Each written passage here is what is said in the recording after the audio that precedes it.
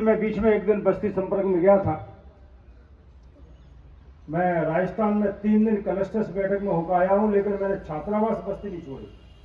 Party के सभी कार्यक्रम किए, लेकिन बस्ती और छात्रावास में नहीं छोड़ा, वहां जरूर गया। क्योंकि हम जहां से पैदा हुए, जिस चीज में हमें बातचीत करनी चाहिए मिलकर, वहां जाना ही चाहिए। हम अपनी बस्ती को छोड़ जाएंगे, मोहल्ले को छोड़ जाएंगे, लोग हमको छोड़ जाएंगे। इसलिए सतत संपर्क है। अभी होली आ रही है, क्या होली में अनुसूचित जाति का हमारा मोर्चा कुछ कार्यक्रम कर सकता है? मैं अलग से नहीं कर रहा हूं, पार्टी ने जो तय किया वही करे। लेकिन कोई ना कोई होली को लेकर हम कोई संगठनात्मक जो विषय उसमें कैसे डाल सकते हैं और उसको कैसे यूज कर सकते हैं। क्योंकि दिल्ली तो बड़ा शहर है। आज यहाँ वाल्मीकि समाज का भी आदमी 4 बजे बिल्डिंग में बैठता है, गाड़ियां लेकर घूमता, तो लगता है कि हमारा आदमी सक्षम है। लेकिन बहुत सारे शहर ऐसे हैं जिसमें हमारी गलियों में बहुत सारे लोगों को होली दिवाली मनाने के लिए भी पर्याप्त साधन नहीं, तो हम लोग कार्यक्रम कर रहे हैं। और इसलिए अभी आपका विधानसभा सम्मेलन होने वाला है। 7 सीटें जीते हैं, लेकिन 7 सीटों जीतने में दिल्ली का हर नेता ये कहे कि अब की बार 7 सीटें हम दलितों के कंधों पर बैठकर जीते हैं।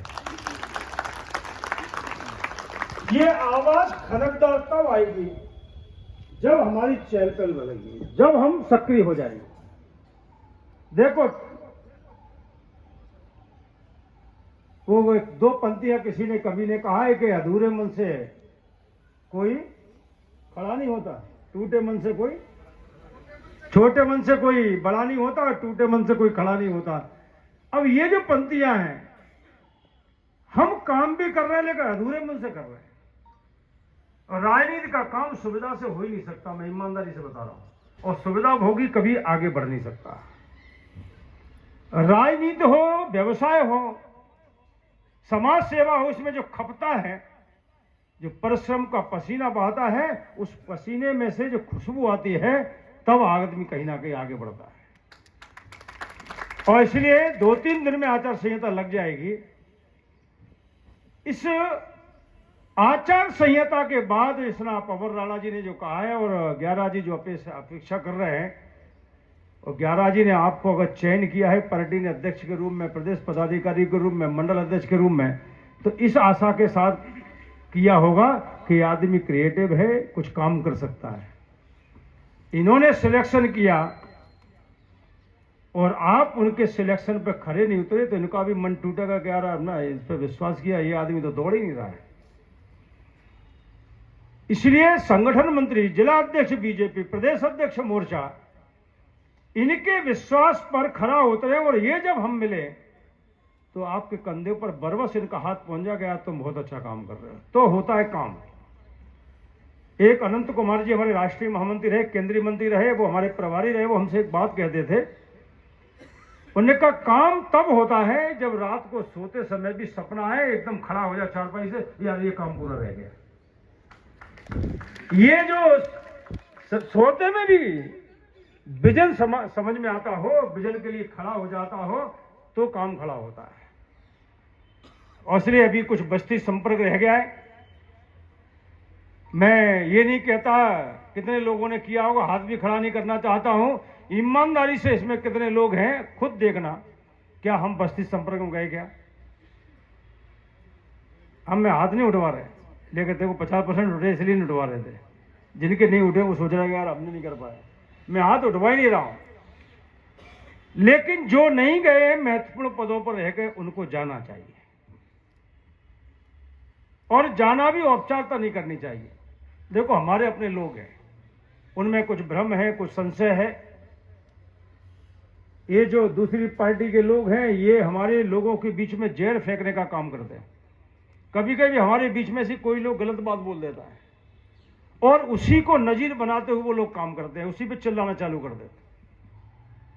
अब एक अंबेडकर का फोटो पीछे लगा के आप पार्टी अंबेडकर का बहुत बड़ा समर्थक बताती है, बताती कि नहीं बताती? लेकिन पंजाब में राज्यसभा बनाती है तो एक भी दलित को नहीं बनाती। आप देखिए कितना अंतर है हाथी के दांत खाने के कुछ दिखाने के कुछ। राज्यसभा जब बनाती है पंजाब से, एक भी दलित नहीं होता है, लेकिन अंबेडकर का फोटो लगाता है, क्योंकि जानता है कि अंबेडकर के अनुयायी बहुत है। और हम लोगों को बधाई देना चाहिए मोदी जी को कि पाकिस्तान से सबसे ज्यादा एससी एसटी के लोग भारत आए थे, उनको अब संवैधानिक कानून बनाकर मोदी जी ने दिखा दिया है कि जो आए हैं उनको हिंदुस्तान स्वीकार करता है। इसलिए मोदी जी को आज इस एससी मोर्चे के कार्यक्रम में हमको बधाई और आभार व्यक्त भी करना चाहिए। एक ऐसे और इसलिए युवा संवाद, एक विधानसभा में 2 युवा संवाद की अपेक्षा की गई। मुझे खुशी है कि एक भी छात्रावास होने के बाद भी 83 संवाद किए हैं, ये बड़ी बात। लेकिन हमारी सभी विधानसभा में हम 2 कर सकते हैं क्या? दूसरा, हमारी महिलाओं की टोली, दिल्ली में महिलाएं मोर्चे में अपेक्षाकृत ज्यादा रहती है, स्वाभाविक है, पढ़े लिखे लोग हैं, परिवार से सक्षम है।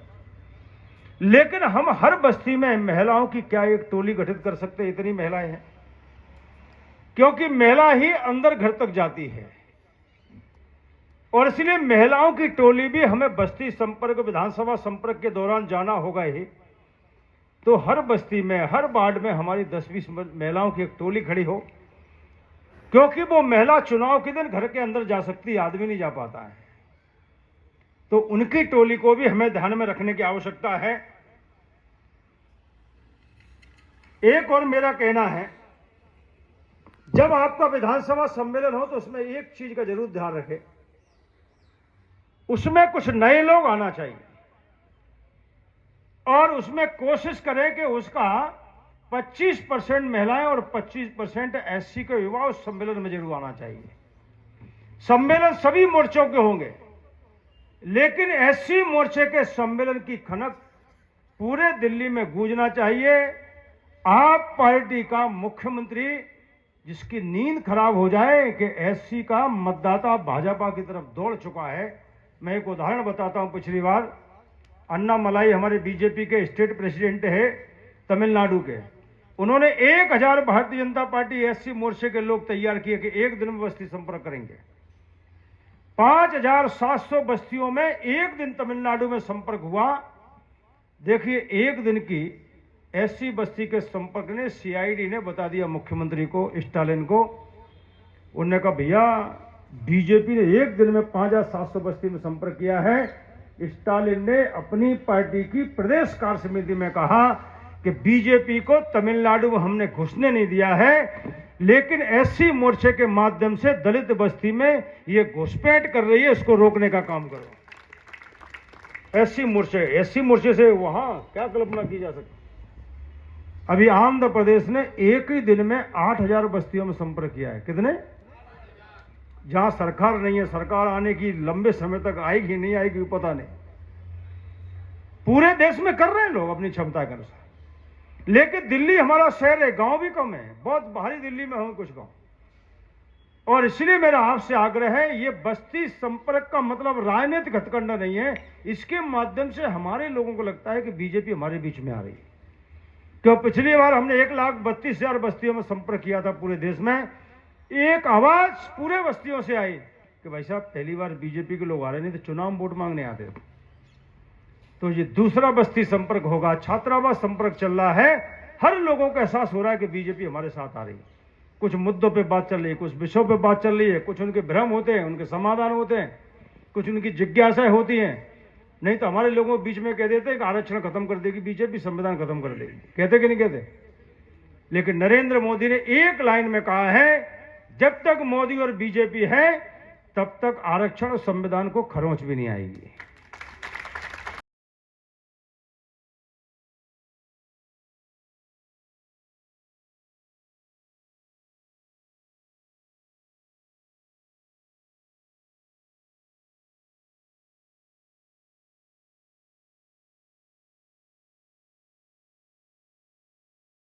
नहीं किया, वो भी वो व्यक्तिगत रूप